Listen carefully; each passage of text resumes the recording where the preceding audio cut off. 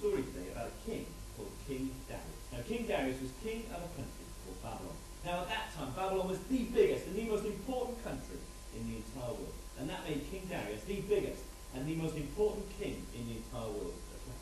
And one day, King Darius was sitting on his throne and thinking, well, I'm a rather big and important king, aren't I? And I'm in charge of a rather big and important country. Maybe it would be a good idea if I had some people to help me to run the country. So he decided that he was going to form a government. And if he was going to form a government, he was going to need a prime minister. But who was he going to choose? Well, he thought, well, there were two men. He thought, well, they've worked for me all their lives. They've been born in Babylon. They've been brought up in Babylon. They are really, really ambitious. They would do absolutely anything to be prime minister. But then he thought, but then there's Daniel. Now, Daniel was a bit different. Because you see, Daniel wasn't from Babylon. Daniel had actually been brought to Babylon when he was a very young child. And so the king knew that he was slightly different. Because the king knew that Daniel was a follower of God. And because Daniel was a follower of God, the king knew that he was very, very honest. Well, anyway, the king sat there on his throne, he thought, who should I choose? Who would be the best person to be prime minister? And the king decided that he was going to choose Daniel. Well, the other two men, they weren't happy at all. They started going around saying things like, who does the king think he is choosing Daniel? Daniel's not even from Babylon. Daniel's a foreigner. They decided that they were so angry that they were going to try and get Daniel into trouble. They decided to hire some spies to follow Daniel for an entire week to try and see if they could catch Daniel doing some things that were wrong. After the week had gone by, the spies came back to the two men and they said, we've got some good news for you. Yes, said the men. We've been following Daniel all week. Yes. And we discovered that each and every day he goes home and tells someone all the secrets of the country of Babylon. Ah, this is wonderful news, said the two men. This is the best thing ever. Have you seen this person he tells all the secrets to? Well, no, said the spies. But we do know his name. Daniel calls him God. Oh, no, said the two men. Daniel's not doing anything wrong. Daniel's just praying. And there's nothing wrong with praying.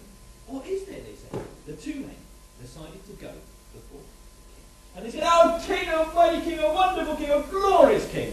Because that's how you spoke to king back then. Said, King Darius, we think you are the biggest and the most important king in the entire world.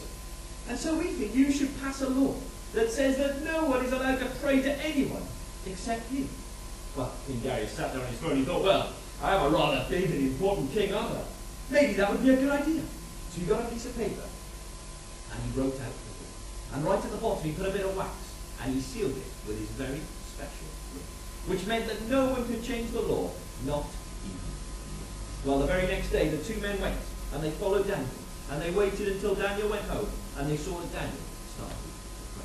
Now the Bible doesn't tell us how their conversation went, but I'm sure it went something like this. Oh, who's that in there then? Is that Daniel? Is that our new Prime Minister? And what's he doing? Is he praying? Is he breaking the king's brand new law on the very first day that it was passed? Oh, I think he is. Do you think we should tell the king? Oh, well, I'm not sure. Oh, yes, I think we should. I think we should go before the king right away. So that's what they did. They rushed back before the king. And they said, oh, king, oh, mighty king, oh, wonderful king, oh, glorious king. Because that's how you spoke to the king back then. They said, king, we've got some bad news for you. Oh, no, said the king. What is it? We've discovered, king, that someone has broken your brand new law on the very first day that it's been passed. Oh, no, said the king. That's no good. They must be punished. Well, king, we've got some really, really bad news for you. It's actually your new Prime Minister, Daniel. The king realized that the two men had tricked him, that they've got him to pass the law just so they can get Daniel into trouble.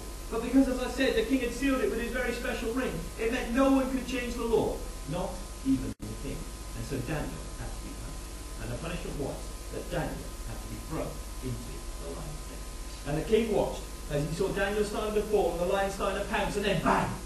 The roof of the lion's den was slammed shut. Well, that night, King Darius went to bed. And he started to sleep. And whenever he closed his eyes and he started to dream, he had dreams, but they weren't really nice dreams. In fact, they were probably nightmares. Because all the king could see was Daniel falling and the lions pouncing, and Daniel falling and the lions pouncing. He kept waking up in a big sweat. Oh, what was he going to do? But every time he closed his eyes, that was all he could see, was Daniel falling and the lions pouncing and Daniel falling. The very next day, as soon as the sun rose, the king raced out to the lion's den. He got there, he banged on the roof of the lion's den. He called in, Daniel, servant of the Most High God, are you there? Small voice came back. King Darius, is that you? Is that you, Daniel? How are you still alive? I saw you falling last night and I saw the lion starting to pounce. Well, King, said Daniel, my God knew that I hadn't done anything wrong, that I was only praying to him because that's what he told me I should do. And so because of that, because my God loves me, he sent an angel in the night to close the mouths of the lions to make sure that I was okay. And you know the God that Daniel follows is the one true God. The God that loves each and every one of us as well. And he loved us so, so much, in fact, that he was willing to send his own son Jesus to come and die on the cross for each and every one of us.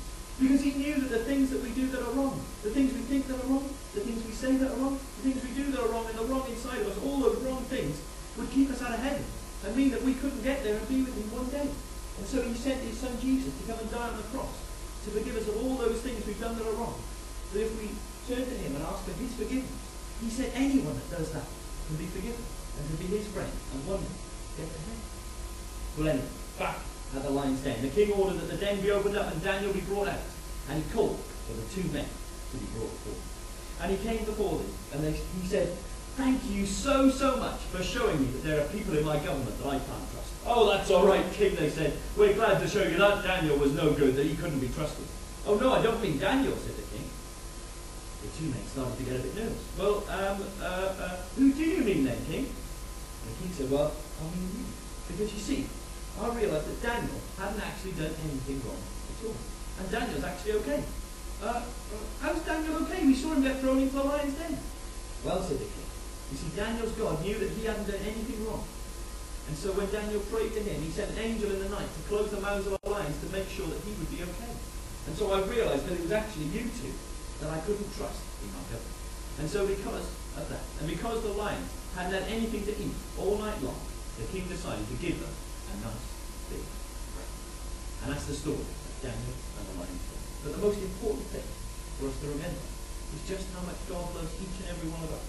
That he was willing to send his son Jesus to come and die on the cross, so that anyone who turns to him can be forgiven. And you know, I did that when I was a lot younger. I turned to him and I said, God, will you please forgive me of all those things I've done that are wrong? And will you please become my special friend, come into my life and change me, to allow me to do things that please you and to live for you. And because I did that, then I know that God has said that one day I'll be able to get to heaven.